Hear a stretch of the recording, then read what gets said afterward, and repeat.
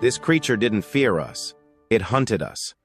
Long before we built cities or stood at the top of the food chain, we were not the hunters, we were the hunted. And what stalked us wasn't a myth or a monster born of imagination. It had feathers, talons, and a hunger as real as your heartbeat. It didn't lurk in shadows. It sprinted in daylight. This wasn't some ancient nightmare whispered around campfires. It was flesh and bone.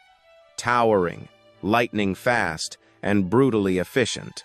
A predator designed by nature to dominate the weakened. In those days, we were the weakest.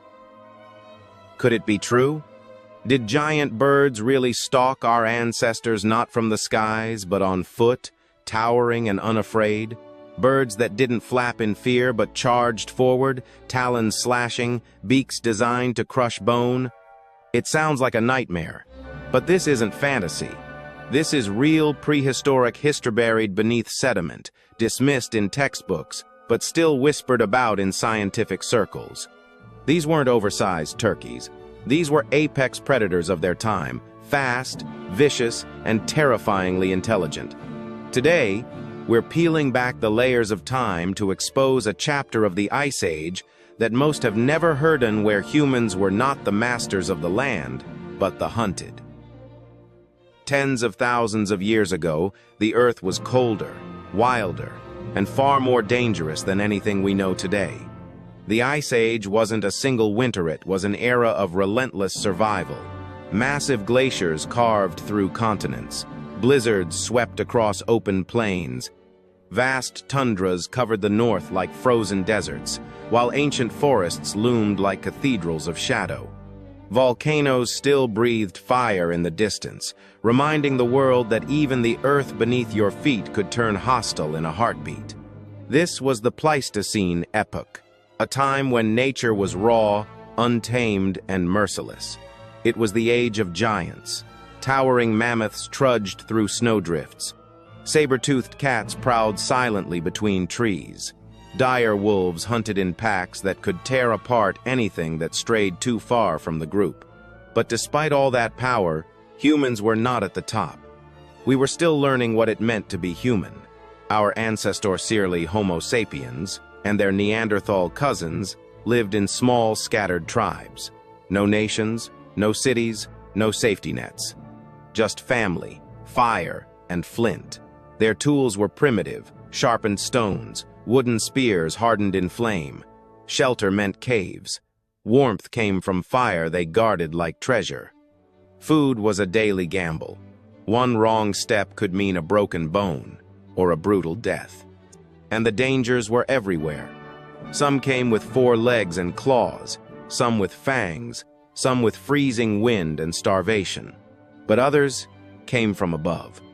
Not from thunder or storms, but from something living, something feathered, something fast. A predator that didn't stalk silently like a panther, but charged like a beast possessed. It was agile, intelligent, and ruthless. It didn't fear the flame or the shouting of a tribe, because it had hunted for much longer than we had stood upright. In this savage world, humanity wasn't dominant. We were the experiment, the prey, and in the brutal hierarchy of the Ice Age, mercy didn't exist. To survive, we had to adapt or die. And in the shadows of that unforgiving world, one of the most terrifying hunters of all wasn't a mammal, but a bird. They didn't breathe fire, they didn't fly with leathery wings or lurk in ancient myths, but they were real, and they were terrifying. Meet the terror birds, the apex predators you've probably never heard of. Known to science as forest racids, these monstrous birds weren't built to fly. They were built to chase, corner, and kill. Standing up to 10 feet tall, they towered over early humans. Their legs, long and muscular, were designed for explosive, speedable to run down prey across open grasslands with brutal efficiency. Their beaks were not curved for pecking seeds or cracking shells. They were designed like blades, hooked, serrated, and capable of delivering bone-crushing strikes. One blow could snap a spine. One lunge could open a rib cage. They didn't need venom or claws. They were walking weapons. But the forest racids weren't the only feathered nightmares roaming the ancient world. In South America, the land belonged to beasts like Titanis walleri, a predator that looked like a nightmare version of a modern ostrich. It didn't run away from danger, it ran toward it, beak first. Then there was Kelenken, whose fossilized skull remains one of the largest ever discovered in any bird species. Its head alone measured over 2 feet long. Imagine that barreling toward you at 40 miles per hour. Kelenken wasn't just a hunter, it was an executioner, with a striking force few mammals could match. But the danger didn't stop at the equator. Far to the south, in ancient New Zealand, ruled the Haast's eagly, a creature so massive it was once thought to be a myth. With a wingspan stretching over 10 feet and talons the size of a grizzly bear's claw, this bird could lift prey weighing more than 80 pounds. Its primary target? The flightless moa bird. But as humans entered the region, the eagle adapted and attacked us too. Its dive was silent, its strike surgical. Victims wouldn't hear it coming. A scream in the sky, then silence forever. These were not scavengers. They didn't wait for the weak to die. They created the death. They weren't accidents of evolution. They were masterpieces of nature's most unforgiving design, built to test every living thing beneath them. And early humans? We were easy targets. Stone tools couldn't outrun them. Fire didn't always scare them. Our only real weapon was each other. We hunted in groups. We hid in trees. We whispered stories of the monsters that struck from the sunlit sky and vanished just as quickly. These weren't birds. They were nightmares with feathers. Imagine it. The year is unknowable deep in the shadows of prehistory. The earth is waking slowly under a blanket of cold fog. The savanna stretches out in shades of gray and gold. Tall grass sways like waves, whispering secrets to the wind. A small figure moves through a young cro-magnon boy, no more than 12 years old, the bones in his wrists still soft with youth.